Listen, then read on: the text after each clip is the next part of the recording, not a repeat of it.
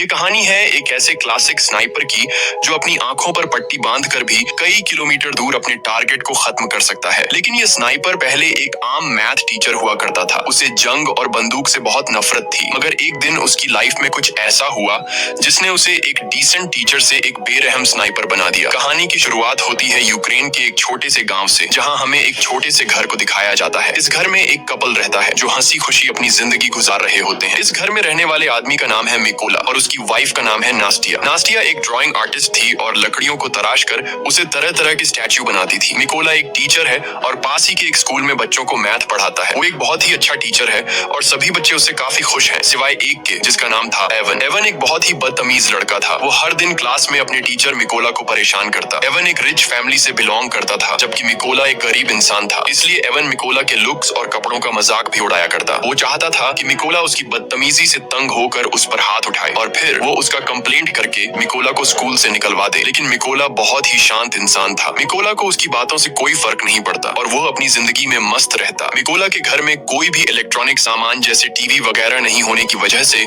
उसे दुनिया की खबर नहीं मिल पाती थी। एक दिन जब मिकोला अपने स्कूल में था, तब उसने टीवी पर एक खबर सुनी कि रशिया ने यूक्रेन पर हमला कर दिया है, जिसमें बहुत से सोल्जर्स मारे गए हैं और रशिया ने यूक्रेन की बहुत सी जगहों पर कब्जा कर लिया है। शाम को जब मिकोला अपने घर आया तो उसे यह बात पता लगी कि उसकी वाइफ प्रेग्नेंट है। ये जानकर उसे बहुत खुशी हुई क्योंकि अब मिकोला फादर बनने वाला था। इन दोनों ने मिलकर इस खुशी को सेलिब्रेट किया। अगले दिन मिकोला अपनी वाइफ को बाय बोलकर स्कूल की तरफ बच्चों को पढ़ाने के लिए अपनी साइकिल पर निकल पड़ा। लेकिन जब वो रास्ते में था तब उसने दो सोल्जर्स को देखा जो सिगरेट जलाकर एक अलग सी वर्दी पहनकर खड़े थे। वो वर्दी किसी यूक्रेनियन सोल्जर्स की बिल्कुल भी नहीं थी, जिससे देखकर उसे कुछ अजीब लगा। लेकिन मिकोला ने सोचा कि शायद सरकार ने सोल्जर्स की वर्दी को चेंज कर दी हो, इसीलिए मिकोला ने उस पर ज्यादा ध्यान नहीं दिया और जल्दी से अपने स्कूल पहुंचा। लेकिन जब वो स्कूल के अंदर आया तो उसने देखा कि पूरा का पूरा स्कूल खाली पड़ा है। कोई एक बच्चा भी स्कूल में नहीं आया। ये देखकर उसे गड़बड़ महसूस हुई। तभी उसने टीवी पर न्यूज देखा जिसमें बताया जा रहा था कि रशिया के सोल्जर्स यूक्रेन पर कब्जा करने के लिए यूक्रेन में घुस चुके हैं। और अब उसे एहसास हुआ कि उसने रास्ते में जो सोल्जर्स देखे थे वो असल में रशिया के थे। ये सोचकर उसे अपनी वाइफ की फिक्र हुई, क्योंकि उसकी वाइफ घर पर अकेली थी। वो फौरन अपनी साइकिल पर बैठकर घर की तरफ भागा, लेकिन अब बहुत देर हो चुकी थी। जब मिकोला घर पहुंचा तो उसने देखा कि वे दो सोल्जर्स उसकी वाइफ को बुरी तरह से पीट रहे थे। मिकोला ने अपनी वाइफ को बचाने की कोशिश की, लेकिन उन सिपाहियों ने उसकी भी धुनाई कर दी। मिकोला ने उनसे रिक्वेस्ट की कि प्लीज मेरी वाइफ को मत मारो,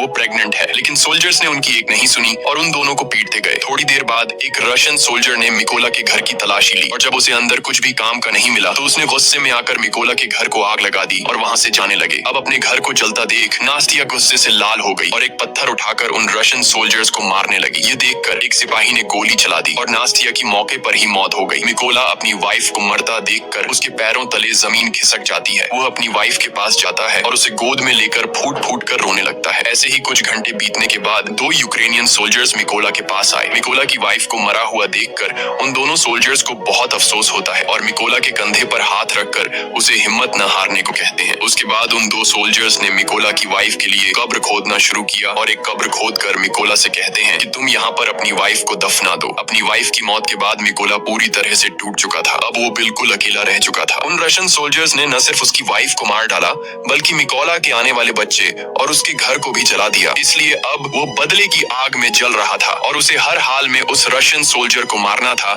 जिसने उसकी बीवी पर गोली चलाई थी। उस सोल्जर से बदला लेने का एक ही रास्ता था कि वह यूक्रेनियन सोल्जर्स में शामिल हो जाए। इसीलिए वह यहीं पर उन दो सोल्जर से रिक्वेस्ट करता है कि प्लीज मुझे भी अपने साथ ले चलो, मैं भी यूक्रेन आर्मी में शामिल होना चाहता हूँ। इसके बाद वे दोनों सोल्जर्स मिकोला की बात मान लेते हैं और उसे गाड़ी में बैठाकर मिलिट्री बेस ले जाते हैं। जाने से पहले मिकोला अपनी वाइफ के हाथों का बनाया हुआ छोटे से स्टैच्यू को अपने पास रख लेता है जो उसकी वाइफ ने इसकी रक्षा के लिए बनाया था। जब ये लोग मिलिट्री बेस पहुंचते हैं तो वहाँ उनका सीनियर मिकोला को देखकर उन दो सोल्जर्स पर गुस्सा करने लगता है और मिकोला को फौज में भर्ती करने से मना कर देता है, क्योंकि उनके सीनियर को मिकोला पर शक होने लगता है कि कहीं मिकोला कोई जासूस ना हो। जब सीनियर ने उन दो सोल्जर्स से अच्छी तरह मिकोला के बारे में जानकारी हासिल की और मिकोला ने भी उसे पूरी बात बताई कि किस तरह से रशियन सोल्जर्स ने मेरी वाइफ को बेरहमी से मार दिया और मेरे घर को जला दिया, इसलिए अब मेरे पास जीने की कोई वजह नहीं है। और उसने उस सीनियर को यकीन दिलाया कि वो रशियन सोल्जर को मारकर इस देश को आजाद करना चाहता है। ये सुनकर वह सीनियर मिकोला को यूक्रेनियन आर्मी में भर्ती करने के लिए राजी हो जाता है और अगले दिन से ही उसकी ट्रेनिंग शुरू हो गई। अब चूंकि मिकोला एक आम इंसान था,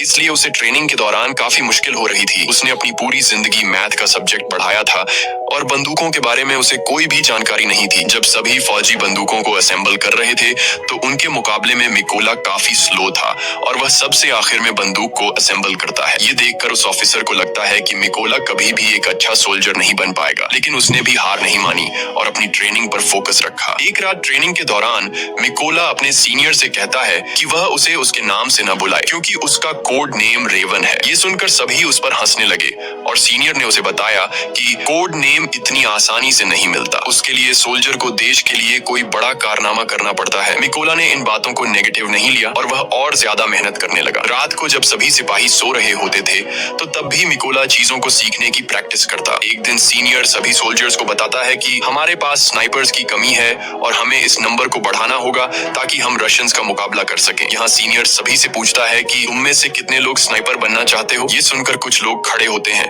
और उन लोगों के बीच मिकोला भी होता है क्योंकि वह भी एक स्नाइपर बनना चाहता था। मिकोला को देखकर सभी सोल्जर्स हंसने लगे। मिकोला को देखकर उसका सीनियर उससे कहता है कि तुम अभी एक स्नाइपर बनने के लिए तैयार नहीं हो, तुम तो एक गन को असेंबल और डीअसेंबल भी अच्छी तरह से नहीं कर पाते, तो स्नाइपर बनना तो दूर की बात है। इस पर मिकोला कहता है कि मैं एक अच्छा स्नाइपर बन सकता हूँ, मुझे खुद को साबित करने के लिए सिर्फ एक मौका चाहिए। ये सुनकर सीनियर मिकोला से कहता है कि ठीक है, ये लो, तुम्हें इस बंदूक को सिर्फ 20 सेकंड के अंदर असेंबल करना होगा। अब खुद को साबित करने के लिए मिकोला अपनी आंखों पर पट्टी बांध लेता है और फटाफट से गन को खोलकर उसे दोबारा से जोड़ देता है और इस काम को करने में उसे सिर्फ 18 सेकंड लगे। मिकोला की फुर्ती को देखकर सभी हैरान रह जाते हैं। जो लोग पहले उस पर हंस रहे थे अब वे मिकोला के लिए तालियां बजाने लगे। वह सीनियर भी मिकोला से इंप्रेस हुआ और अब उसकी काबिलियत को देखकर उसे भी स्नाइपर ट्रेनिंग में शामिल कर लिया जाता है। ट्रेनिंग के दौरान मिकोला को एक पुराने मॉडल की गन पकड़ा दी जाती है जबकि बाकी लोगों को नए मॉडर्न वेपन्स दिए जाते हैं। ये देखकर मिकोला भी मॉडर्न वेपन्स की डिमांड करता है, जिस पर वहाँ का सीनियर उसे कहता है कि अगर तुम्हें वह गन चाहिए तो तुम्हें खुद को साबित करना होगा। अब मिकोला के पास कोई और ऑप्शन नहीं था, इसलिए उसे जो मिला वह लेकर वहाँ से निकल गया। ट्रेनिंग के दौरान सीनियर सबको बताता है कि एक स्नाइपर के सामने चाहे कोई भी सिचुएशन क्यों ना आ जाए, लेकिन वो अपनी जगह से 1 इंच भी नहीं हिलता और अपने टारगेट पर निशाना बनाकर रखता है। इसकी प्रैक्टिस के लिए सीनियर सभी के पास गोलियां चलाता है और जो भी स्नाइपर अपनी पोजीशन से हिलता है उसे इस ट्रेनिंग से बाहर कर दिया जाता है। लेकिन जब मिकोला की बारी आती है तो वो अपनी जगह से जरा भी नहीं हिलता और अपना निशाना बनाकर रखता है और इस तरह से मिकोला इस ट्रेनिंग में पास हो जाता है। अगली ट्रेनिंग में स्नाइपर को उनका टारगेट सिर्फ एक बार दिखाया जाता है और फिर उनकी आंखों को ब्लैक बोर्ड से ढक दिया जाता है। इस दौरान उन्हें अंदाजा लगाकर अपने टारगेट को शूट करना होता है। बाकी सोल्जर्स में से कुछ सोल्जर इस टेस्ट को पास कर लेते हैं, लेकिन जब मिकोला की बारी आती है तो उसका निशाना थोड़ा सा चूक जाता है और मिकोला इस टेस्ट में फेल हो जाता है क्योंकि उसके पास जो बंदूक थी वह काफी पुरानी थी और उससे बिल्कुल परफेक्ट निशाना लगाना बहुत मुश्किल था। मगर सबको पता था कि अगर मिकोला को नई बंदूक दी जाती तो वह निशाना बिल्कुल परफेक्ट लगा लेता। अगली ट्रेनिंग उन स्नाइपर्स के लिए और मुश्किल थी क्योंकि उन्हें फ्लेयर की रोशनी में अपने टारगेट को शूट करना था और वह भी रात के अंधेरे में। यहाँ सीनियर ने फ्लेयर छोड़ी और सभी ने अपना निशाना लगाया, लेकिन कोई भी टारगेट को हिट नहीं कर सका। बाकी सबने तो गोली चला दी थी। अब यहाँ सिर्फ मिकोला ने गोली नहीं चलाई।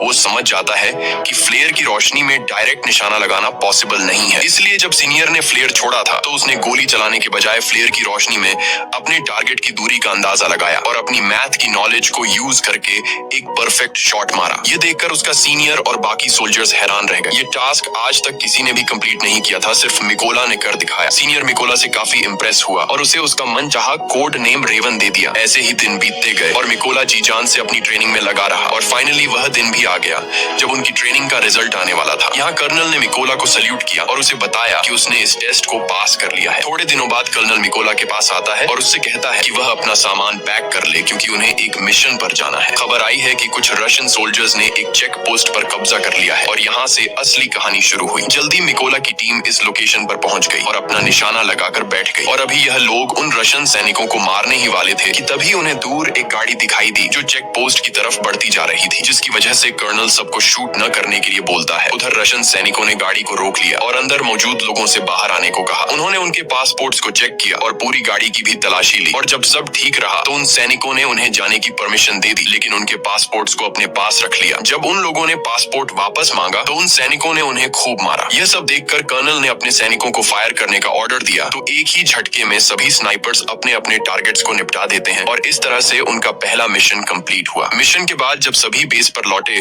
तो मिकोला ने देखा कि उसके बहुत से साथी बेस पर मौजूद नहीं हैं। वो परेशान हुआ कि आखिर सब कहाँ चले गए। जब उसने पूछा कि मेरे बाकी साथी कहाँ हैं, तो उसे बताया गया कि उसके बाकी साथियों को एक दूसरे मिशन पर भेजा गया है। अगले दिन मिकोला को खबर लगी कि जिस मिशन पर उसके साथी गए थे उस मिशन के दौरान उसके बहुत से साथी मारे गए हैं और उन सभी लोगों को एक रशियन स्नाइपर ने मारा है। उस स्नाइपर का नाम सीरी था और वह रशिया का सबसे बेहतरीन स्नाइपर था। ऐसे ही कुछ दिन बीत गए और मिकोला अपने साथियों के साथ अपने अगले मिशन पर निकल गया। लोकेशन पर पहुंचकर उन्होंने चारों तरफ माइंस बिछा दी और अपनी पोजीशन लेकर बैठ गए। थोड़ी देर बाद रशियन सैनिक वहां पहुंच गए और उन सैनिकों के साथ एवन भी था। एवन वही लड़का था जो स्कूल में मिकोला को परेशान किया करता था और अब उसने रशियन आर्मी ज्वाइन कर ली थी। लेकिन जैसे ही कर्नल शूट करने का ऑर्डर देता है तब मिकोला थोड़ा सा घबरा गया क्योंकि वह अपने स्टूडेंट को नहीं मारना चाहता था। लेकिन फिर मिकोला अपने जज्बात को साइड पर रखकर वहां रखे लैंड माइंस को शूट करता है तो वहां एक जोरदार धमाका होता है जिससे इवन समेत सभी रशियन सोल्जर्स मारे जाते हैं। सब कुछ कंट्रोल होने के बाद कर्नल गुस्से में मिकोला से पूछता है कि जब मैंने शूट करने का ऑर्डर दिया तो तुम क्या सोच रहे थे। जिस पर मिकोला जवाब देता है कि उन रशियन सोल्जर्स में मेरा एक स्टूडेंट भी था, मैं उसे नहीं मारना चाहता था। यहाँ कर्नल ने मिकोला को समझाया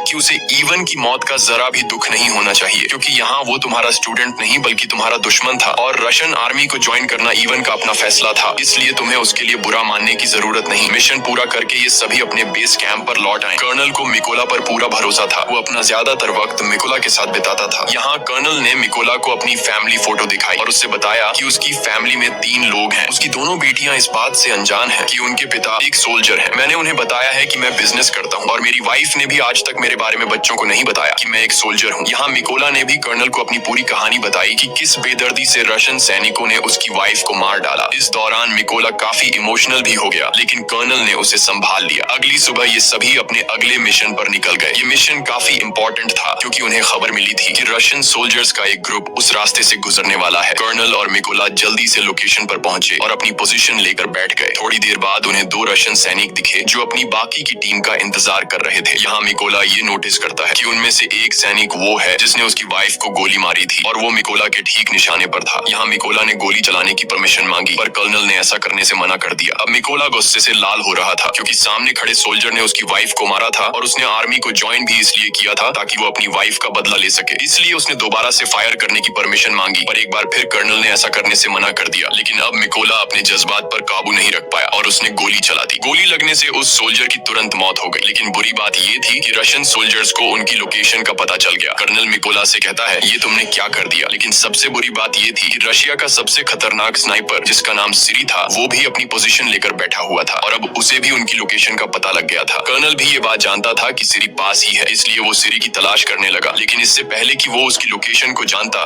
सीरी ने उसे एक हेडशॉट दे दिया और कर्नल की मौके पर ही मौत हो गई। अब मिकोला को समझ आया कि उसने कितनी बड़ी गलती कर दी है। उसकी गलती की वजह से कर्नल की जान चली गई। मिकोला को पता लगा कि रशियंस को उनकी लोकेशन का पता लग चुका है। उधर रशियन सोल्जर्स ने भी मिकोला के ऊपर जोरदार फायरिंग और बमबारी शुरू कर दी। अब बिगड़ते हालात को देखते हुए मिकोला ने पीछे हटने का फैसला किया। उसने कर्नल की बॉडी उठाई और अपनी पोजीशन से पीछे आने लगा। जल्दी वो दुश्मनों के इलाके से बाहर आ गया और सीधा अपने बेस पर पहुंचा। मिकोला को कर्नल की मौत का काफी अफसोस था और वो खुद को उसका जिम्मेदार ठहरा रहा था। यहाँ उसने कसम खाई कि वो सीरी को जान से मार देगा और कर्नल की मौत का बदला लेगा। जल्दी मिकोला को 2 रशियन स्नाइपर्स की खबर मिली और वो फौरन अपने अगले मिशन पर निकल गया। वो अपनी लोकेशन पर पहुंचा और अपना निशाना लगाकर बैठ गया। जल्द ही उसने स्नाइपर को मार गिराया पर उस स्नाइपर को मारते दौरान एक दूसरे स्नाइपर ने मिकोला को बाजू पर गोली मार दी थी। लेकिन उसने हार नहीं मानी और जैसे तैसे करके उस दूसरे स्नाइपर को भी मार गिराया। अब चूंकि वो काफी घायल था इसलिए वो एक सीक्रेट बेस पर चला गया और अपनी बॉडी को थोड़ा आराम देने लगा। इस दौरान उसे आर्मी के मेजर का कॉल आया और उसने मिकोला को बताया कि हमने उस स्नाइपर का पता लगा लिया है जिसने कर्नल को मारा था। उसके बाद मिकोला अपने बेस पर पहुंचा और यहाँ मेजर सभी को स्नाइपर के बारे में बताने लगा। मेजर बताता है कि उस स्नाइपर का नाम सीरी है और वो रशिया का सबसे बेहतरीन स्नाइपर है।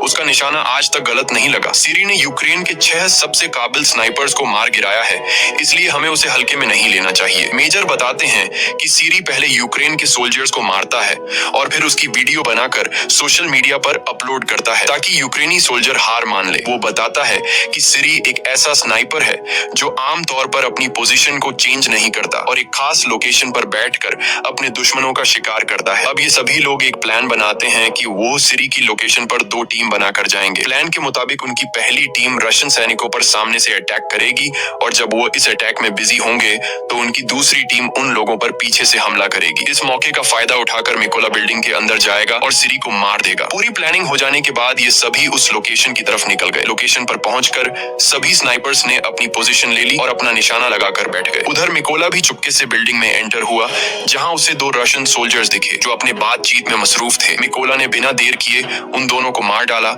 और बिल्डिंग में आगे बढ़ गया। इसके बाद उसने प्लान के मुताबिक अपनी टीम को सिग्नल दिया और सिग्नल के मिलते ही यहाँ बैठे स्नाइपर्स ने सभी सोल्जर्स को मार डाला। उधर सिरी ने ये नोटिस किया कि उसका कोई भी साथी उसे रिपोर्ट नहीं कर रहा है। उसे कुछ गड़बड़ महसूस हुई, इसलिए वो बिल्डिंग के छत पर चला गया जहाँ पहले से रशिया का एक स्नाइपर मौजूद था। लेकिन ऊपर जाकर जब उसने स्नाइपर को देखा तो वो स्नाइपर मर चुका था। ये देखकर उसके दिल में घबराहट बढ़ने लगी और अब सिरी को एहसास हुआ कि यूक्रेन के सोल्जर्स ने उसे चारों तरफ से घेर लिया है। उसने अपने बेस पर बैकअप के लिए कांटेक्ट किया, लेकिन बैकअप टीम को उस तक पहुंचने में अभी 10 मिनट और लगने वाले थे। ये सुनकर वो फटाफट से अपनी पोजीशन पर आया और यूक्रेनी सैनिकों को ढूंढने लगा। लेकिन तभी उसने सामने टेबल पर रखा एक छोटा सा स्टैच्यू देखा जो असल में उसके बाहर जाने के बाद मिकोला ने रखा था, जो उसे उसकी वाइफ ने दिया था। अभी सिरी कुछ सोच पाता कि तभी मिकोला ने उस पर हमला कर दिया और उसे चाकू मार मार कर उसकी जान ले ली। लेकिन इस हाथापाई के चलते बिल्डिंग में मौजूद दूसरा स्नाइपर थोड़ा अलर्ट हो गया, लेकिन अभी वो कुछ कर पाता उससे पहले मिकोला ने उसके पास से ग्रेनेड फेंक दिया और उस धमाके में ये आखिरी स्नाइपर भी मारा गया। थोड़ी देर बाद सिरी की बुलाई बैकअप टीम भी बिल्डिंग तक पहुंच गई,